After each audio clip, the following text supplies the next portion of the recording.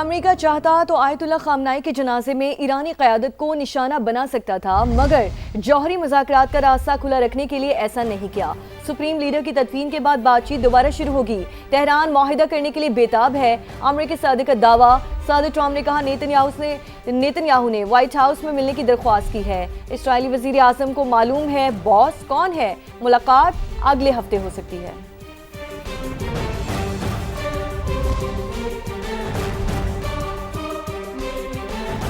ایران کی سیاسی اور عسکری قیادت کا شہید رہبر اعلیٰ آیت اللہ خامنائی کے مشن کو جاری رکھنے کا عزم۔ نماز جنازہ کے موقع پر میڈیا سے گفتگو کرتے ہوئے ایرانی صدر نے کہا شہید لیڈر کے مشن کو جاری رکھنے کا وعدہ کرتے ہیں۔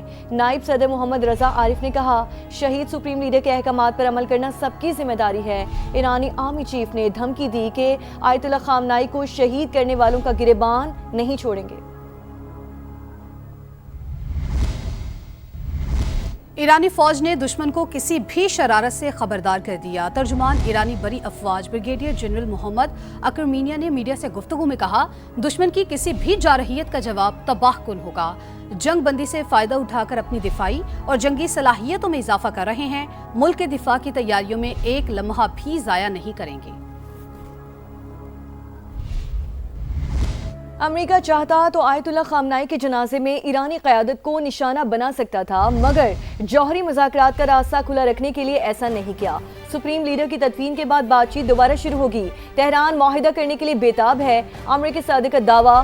صدر ٹرمپ نے کہا نیتن یاہو نے وائٹ ہاؤس میں ملنے کی درخواست کی ہے۔ اسرائیلی وزیر اعظم کو معلوم ہے باس کون ہے۔ ملاقات اگلے ہفتے ہو سکتی ہے۔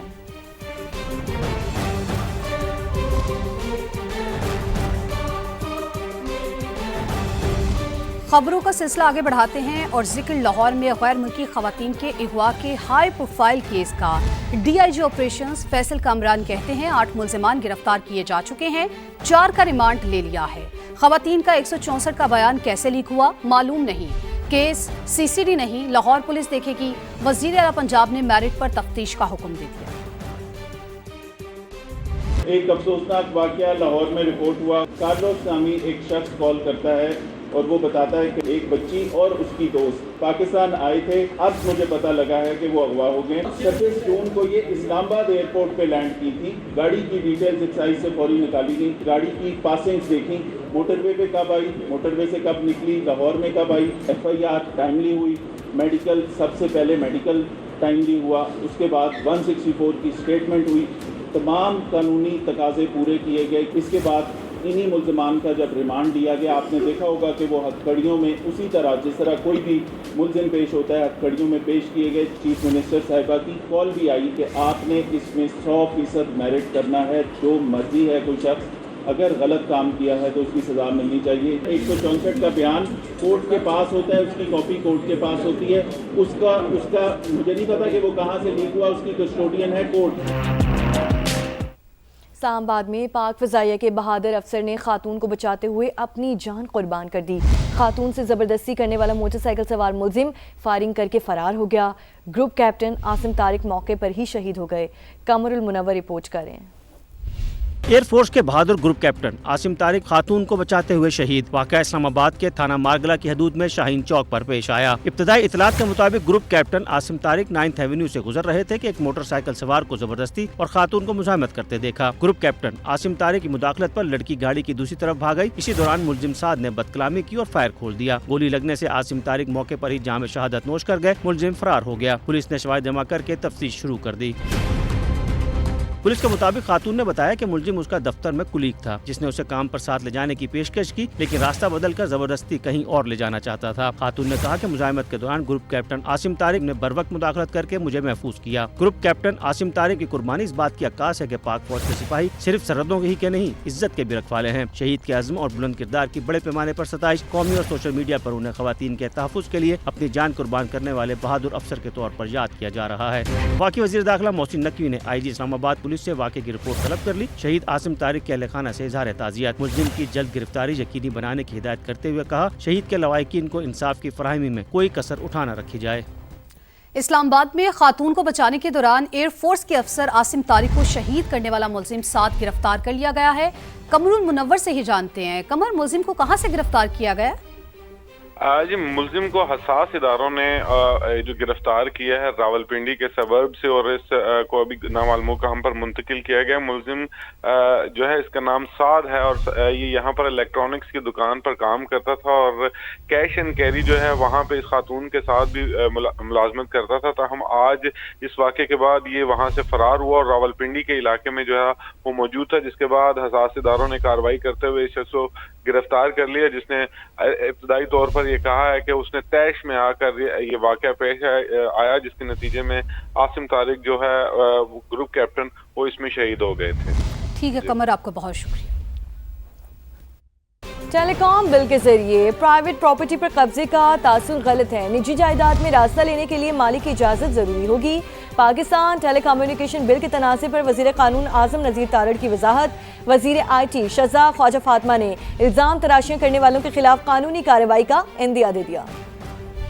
یہ بل نیشنل اسمبلی میں 6 امینڈمنٹس کے ساتھ پاس ہوا. سینٹ کمیٹی میں کچھ کنسرنز آئے. یہ طے کر دیا گیا کوئی بھی نجی جائیداد اس میں سے اگر آپ نے رستہ لینا ہے آپ کو اس مالک کی اجازت لینا ہے جو کہ پری کنڈیشن کرتی گئی. میں اگر کہتا ہوں نو, بات وہیں پہ ختم ہو گئی. اگریمنٹ ہوا, اگر اس میں کسی قسم کی کل کو وائلیشن ہوتی ہے کہ اپروپریٹ اتھارٹی ہوگی ڈسپیوٹ ریزولوشن کے لیے. سرکاری املاک ہیں یا جو بڑی آرگنائزڈ ہاؤسنگ سکیمز اور بڑے وینچرز ہیں ان کے لیے میکنزم فرق ہوگا. کچھ حلقوں کی جانب سے یہ کہا گیا کہ شاید اس میں کوئی فائنینشیل ریزنز تھی. کمیٹی کی نظر میں ایسی کوئی کنسیڈریشن جو ہے وہ نہیں آئی. یہ محض ایک الزام تھا.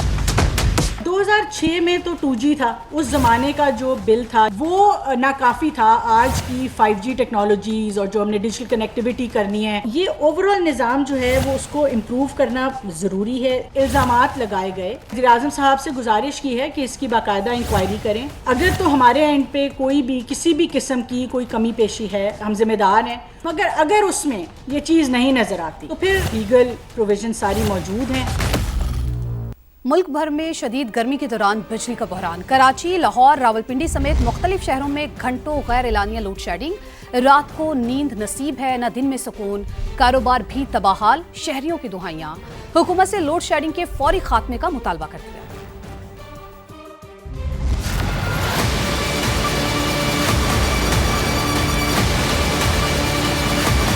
بہت تنگی ہے, ہر 10 منٹ بعد بجلی لے جاتے ہیں. لائٹ تو ان لمیٹڈ جا رہی ہے.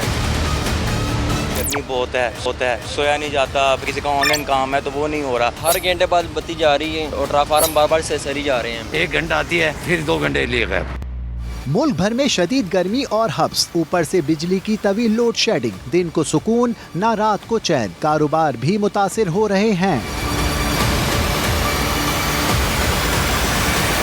کراچی کے اولڈ سٹی ایریا میں 12 سے 14 گھنٹے کی غیر اعلانیہ لوڈ شیڈنگ نے شہریوں کا جینا مشکل کر دیا. دکاندار بل نہیں بھرتے, آرا مشینیں چلاتے ہیں تو اس کو جا کے اس کی بجلی کاٹو نا. ہماری بلڈنگ والوں گھر والوں کے کیوں پریشان کیا ہوا ہے آپ لوگ؟ صبح کو 6 سے لے کے 6 بجے صبح کو لائٹ جاتی ہے. وہ جب شاپ پہ آئے تو لائٹ نہیں ہوتی ہے, پھر لائٹ آتی ہے دوپہر کو 2 بجے, یعنی آدھا دن تو ختم ہو گیا. 24 گھنٹے کے اندر 11-12 گھنٹے میں لائٹ نہیں ملتی. لاہور میں کہیں طویل لوڈ شیڈنگ, کہیں ٹرانسفارمر خراب. لیسکو کا نظام ٹھپ ہو گیا. کچھ علاقوں میں ہر گھنٹے بعد 1 گھنٹے بجلی غائب. بچے, بزرگ اور مریض گرمی میں اذیت کا شکار ہیں. پریشانی ہے, 2 گھنٹے 3 گھنٹے چھت پہ گزارا کرتے ہیں. پانی بھی نہیں پی رہا, لائٹ نہیں ہوتی ہے. بہت مشکل حالات ہے, کیا کر سکتے ہیں. راولپنڈی میں تکنیکی خرابیوں کے باعث بجلی کا تعطل معمول بن گیا. ملتان کے شہری علاقوں میں 3 سے 4 گھنٹے بجلی غائب. دیہی علاقوں میں دورانیہ 5 گھنٹے تک پہنچ. فیصل آباد میں بھی 5 سے 6 گھنٹے کی لوڈ شیڈنگ معمول. کوئٹہ میں 6 سے 8 گھنٹے بجلی کا تعطل